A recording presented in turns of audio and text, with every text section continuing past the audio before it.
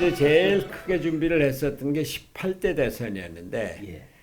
그때 제가 춘천에 있다 나와서 민주당의 예. 대표로 당선이 됐고 맞습니다.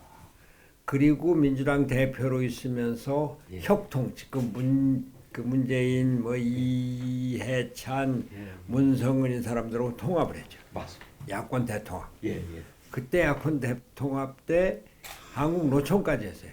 맞습니다. 근데 많은 사람들이 이를테면 박지원 대표 같은 분이 예. 그 박지원 의원 같은 분이 아니 손 대표가 그냥 있으면은 민주당 대표가 되고 그렇습니다. 그리고 그 흡수하면은 야권 예. 단일 후보가 되는데 왜 그걸 하느냐고 그러다 이제 결국 떨어져 나갔는데 예, 예. 저는 그때 박근혜 대통령 후보의 위력이 대단했습니다.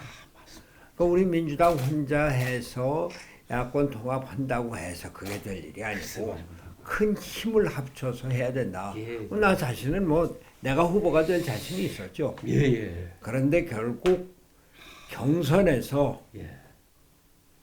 소위 공학적인 정치에 제가 밀린 겁니다. 글쎄 말이야. 사실 제가 나온 그 대통령 선거에 나온 이유는 간단합니다. 저는 그 2020년 4.15 총선 때 지원하고 그걸로 마지막으로 정치를 끝냈습니다. 놀았습니다. 예, 근데 그렇게 선언하셨죠. 산에 다니고 예. 책이나 보고 뭐 텔레비나 보고 예. 친구들하고 막걸리나 마시고 그럼 완전히 놀았습니다. 근데 대통령 선거가 진행되는 걸 보고 처음에는 에이구 뭐 저런 사람들이 뭐 그러고서 그냥 보지도 않았습니다. 저는 뭐 오늘 이 자리에서 예.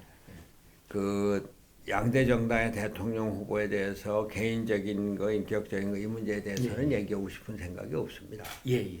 근데 거기서 일반 국민들이 어떻게 저런 사람이 대통령 돼? 이제 이런 게 너무 심하잖아요. 그렇습니다. 근데 그 뒤에 진행되는 걸 보니까 국가 비전에 대한 예. 이야기가 없어요. 뭐 요새 이제 진행이 되면서 정책 선거다 뭐 이런 얘기들을 하지만 대개 포퓰리즘이나 포퓰리스트적인 정책 내놨다가 그거 걷어들이고 이런 것밖에 안 돼요. 맞습니다. 근데 더 심각한 거는 우리나라 국가 권력 구조에 대한 얘기가 한마디도 안 나와요.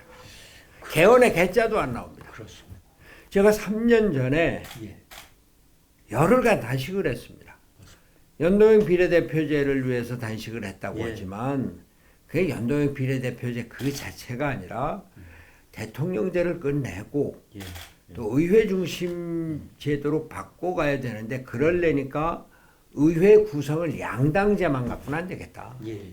양당제 갖고는 끝없는 싸움밖에 안 되고 그래도 우리도 뭐 독일이나 다른 뭐 유럽 나라처럼 연립 정부를 할 수는 없는가? 예. 그러면 통합이 되고 그렇습니다. 정책적인 연결이 된다. 근데 단식 한 7, 8일쯤 됐을 때는 뭐 저는 뭐 몸이 건강하니까 그때 그 몸이 흐트러지지는 않았는데 조금 이제 날씨도 추우니까 몸도 추워지고 뭐 이랬을 때 얼핏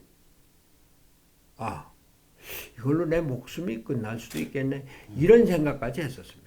나름대로 정말 절박한 생각으로 했었던 거죠. 정말.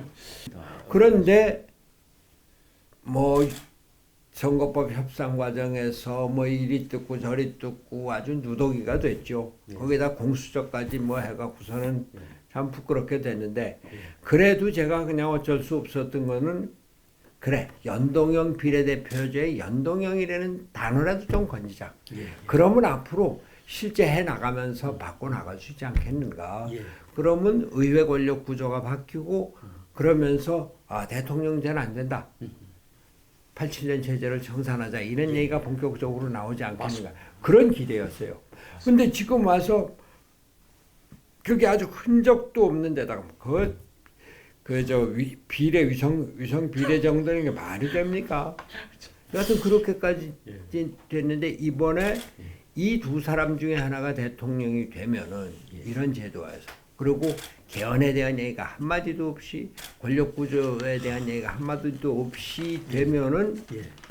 야, 우리는 정말로 그 피해가 극심한 대통령제로 가겠죠. 내가 대통령이 안 된다고 하더라도 그러면 우리는 정말 이거 큰일 나겠다. 왜냐면 우리가 지금 국군 상승에 좋은 기회에 있습니다. 예.